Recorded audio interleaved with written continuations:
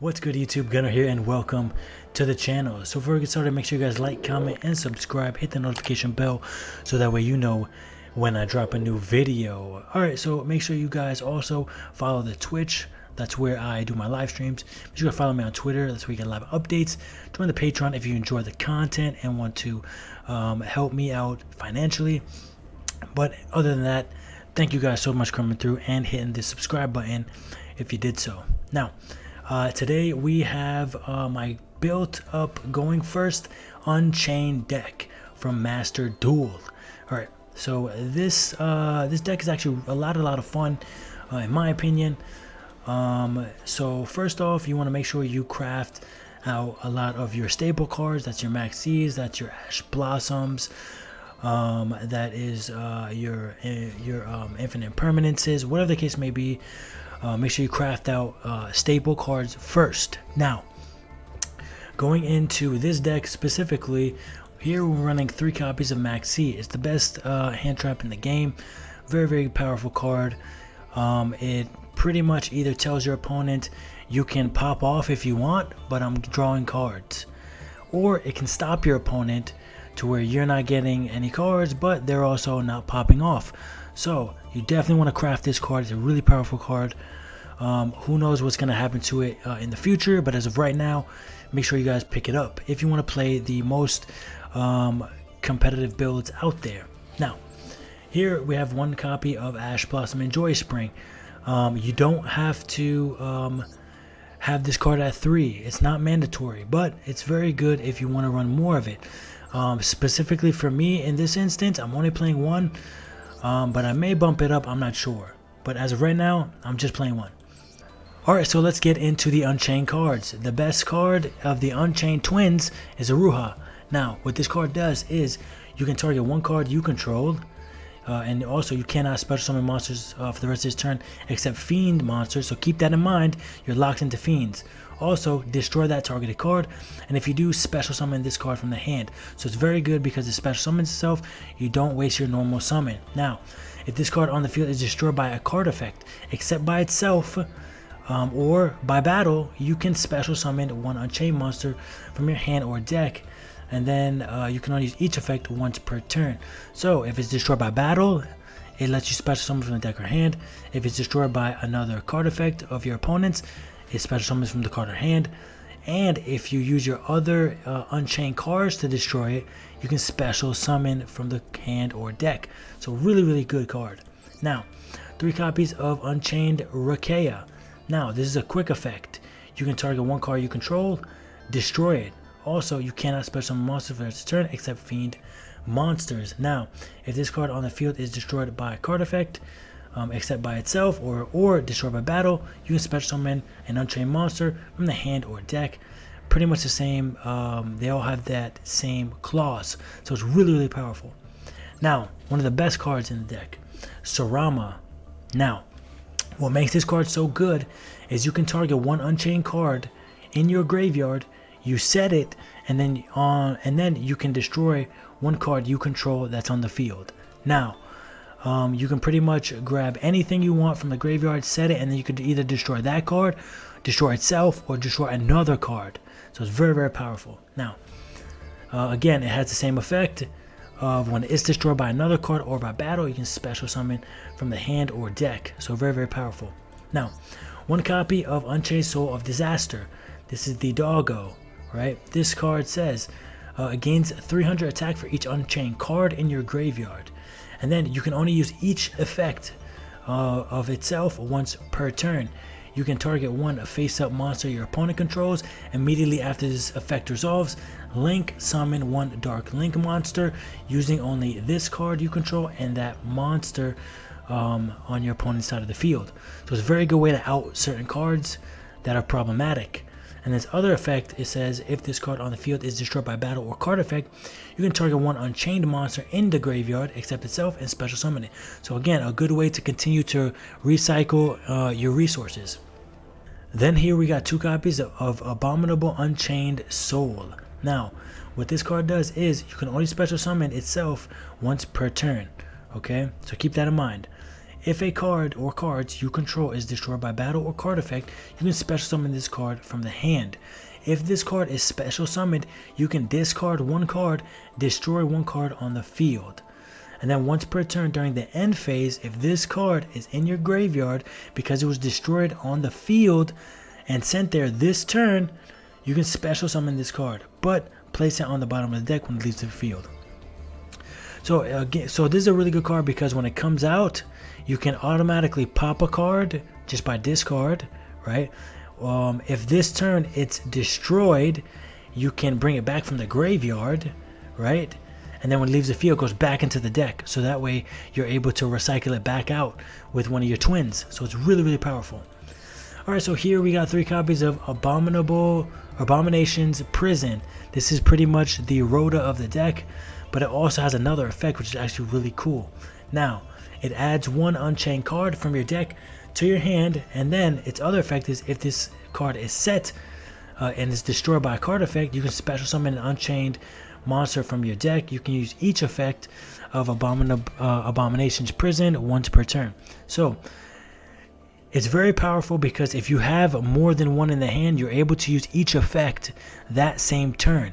So you can search a twin and then set the other one and pop and then special summon from the deck. Really, really powerful. Definitely a 3 of, and it's a rare, so it's really cheap. Now we have 3 copies of Pot of Prosperity. There are certain builds that play Pot of Extravagance, but I decided to go Pot of Prosperity because of the version of my extra deck. Okay, so what this card does is you can banish 3 or 6 cards of your choice from your extra deck face down. For the rest of this turn, after this effect resolves, any damage your opponent takes is halved.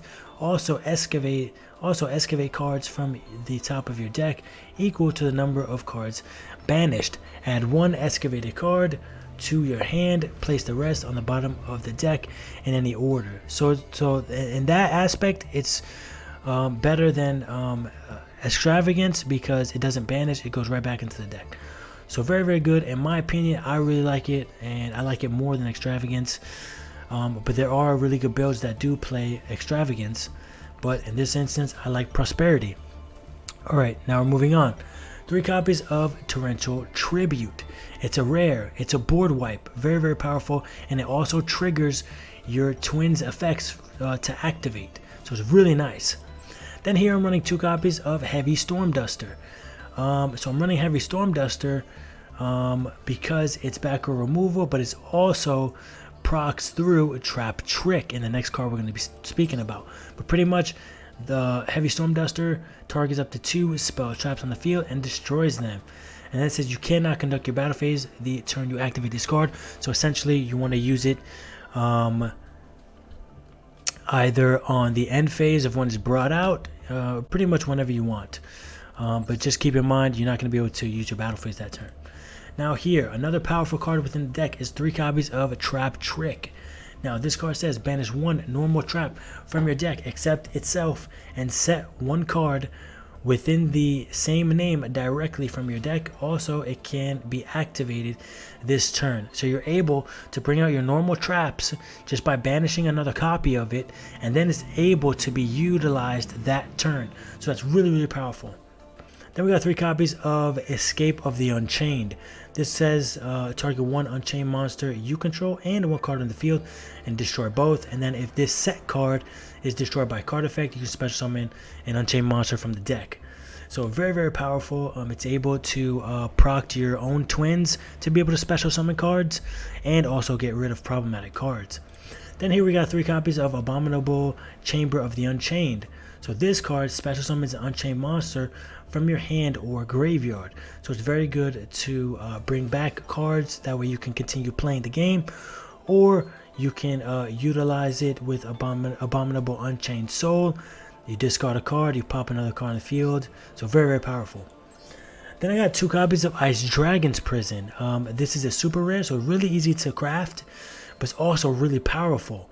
This says target 1 monster in your opponent's graveyard, special summon it to your field, but its effects are negated. Then you can banish one monster from both players' field that have the same type as each other. So a lot of decks in this game, they all have the same types. So you're able to steal a monster from their graveyard, you can utilize it, or you can banish that card and an opponent's other card. Beautiful, really, really powerful. So you want to definitely run 2 to 3 in this type of build. Then we got one copy of Solemn Judgment. This pretty much says no to everything. When a monster would be summoned or a spell trap card would be activated, you pay half the life, and then you negate the summon or activation, and then you destroy it. So very, very good. And then one copy of Imperial Order. It says negate all spell effects on the field. So the reason we're running this card is because realistically we're only running 3 spells. Okay, a lot of decks utilize their spells so well, so you want to be able to flip this up and then negate all spells. It's pretty much one of the best floodgates in the game. It's probably going to get banned at some point, but right now it's not, and definitely throw it into this deck. Now let's move on to the extra deck. Alright, so here we're running one copy of number 41 Baguska. It's a very good card. So pretty much what it does is once per turn during your standby phase, detach one material from this card. If you cannot, destroy it. And then your opponent cannot target this attack position card with card effects. Also, while this card is in face-up defense position, change all face-up monsters on the field to defense position. Also negate the activated effects of monsters that were in defense position when the effect was activated. So this is a very versatile card. If you need a stall, bring this card out. It's a really, really good card. Then we got one copy of Dingirsu. You use both of your doggos to be able to overlay into this card. It's a really powerful card. 2600 attack, 2100 defense. So pretty much what this card does is if this card is special summoned, you can activate one of these effects. You send one card your opponent controls to the graveyard. So that's non-targeting, and you're able to get rid of it. And then this other effect also says you can also exceed summon this card by using a Orcus Link monster. Okay, blah, blah, blah, whatever. We don't care about that. If a card or cards you control would be destroyed by battle or card effect, you can detach one material from this card instead. So you can be able to keep your monsters from dying just by using a material from this card, and you're able to keep it alive. Then we got one copy of Divine Arsenal AA Zeus. Now, this card is strictly to overlay into either Baguska or overlay into Dingirsu. You use both of those cards to attack, and then on your main phase 2, you can overlay Zeus, and then you can detach a material from Zeus if that's what you decide to do, and then you can wipe the whole field completely. So it's a really, really good card. Then I got one copy of Nightmare Cerberus. It takes 2 monsters with different names. If this card is link summoned, you can discard a card, then target one special summon monster in your opponent's main monster zone, and you can destroy it. Then if this card was co-linked, when this effect was activated, you can draw a card. So very, very good. Then Nightmare Phoenix, it's a generic card, very, very nice. It's able to out some more back row if you decide to do so. Then here we got 3 copies of Unchained Soul of Rage. This is the card you're going to want to go to most of the time. So basically what it does is during your opponent's main phase, you can quick effect, target one face-up special summon monster your opponent controls. Immediately after this effect resolves, you can link into one Dark Link monster. And then it also has another effect. If this card on the field is destroyed by battle or card effect, you can target one Fiend monster in your graveyard, accept itself, and then add it back to the hand. And then you can use only each of those once per turn. So it's really good to be able, again, to recur monsters from the graveyard back to the hand or back to the extra deck if you want to be able to keep it going. Then one copy of Nightmare Unicorn. This is another way to out a card. Pretty much says if this card is link summoned, you can discard a card, then target one card on the field and shuffle it into the deck. Very, very good. Very nice. And it's a link 3. Then we got 3 copies of Unchained Soul of Anguish. Now what this does is you can target one face-up monster your opponent controls, and then you can link off again into a Dark Link monster, and it's a link 3. So very, very powerful. And then it says if this card on the field is destroyed by a battle or card effect, you can target one Fiend monster in your graveyard, and then again add it back to the hand. So very good way to recur either resources or send a link monster or extra deck monster back into the extra deck. So very, very nice. Then one copy of Topologic Bomber Dragon. This isn't needed, but it's just in there because it is a budget build for myself. So what it does is, if another monster is special summoned to a zone a link monster points to, while this card's on the field, destroy all monsters in the main monster zone. Also, your other monsters cannot attack for the rest of this turn. So at any point your opponent ends up special summoning a card to one of their link monster points to, boom, you activate Topologic Bomber Dragon and wipes out the field. So very, very nice. And then it also says, after damage calculation, if this card attacked an opponent's monster, inflict damage to your opponent equal to that monster's original attack. So very, very nice. Then we got one copy of Unchained Abomination. You can run more if you want. I'll just run one. Unfortunately, it doesn't have the effect to bring back cards from the graveyard to the hand like the other two Unchained. But what this card does is it pops everything. So what it does is, if a card on the field is destroyed by card effect except by Unchained Abomination, you can target one card on the field and destroy it. When another monster is destroyed by battle, you can target one card on the field and destroy it. During the end phase, you can target one card on the field and destroy it. So pretty much anything that you do, this card is able to destroy a card. It's insane. It's really great. So if you can get this guy out as more of an interruption rather than a game ender, I would definitely choose to bring out Unchained Abomination. And the artwork is absolutely beautiful. Look at that artwork. Alright, then we got one copy of Access Code Talker. This card here is your board ender. Okay, so what this says is, your opponent cannot activate cards or effects in response to this card's effect activation. If this card is link summoned, you can target one link monster that was used for the material for this link summon. This card gains attack equal to that monster's link rating times 1,000. So if you end up using your Unchained Anguish to bring out access code, you're able to use you're able to copy that link rating, which is 3, which then gives access code 3,000 attack on top of his already 2,300. So it becomes a 5,300 monster.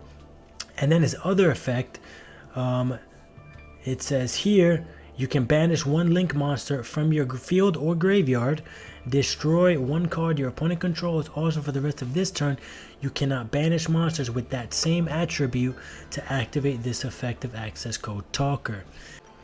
Alright, so anyway, thank you guys so much for watching and enjoying this going first Unchained build.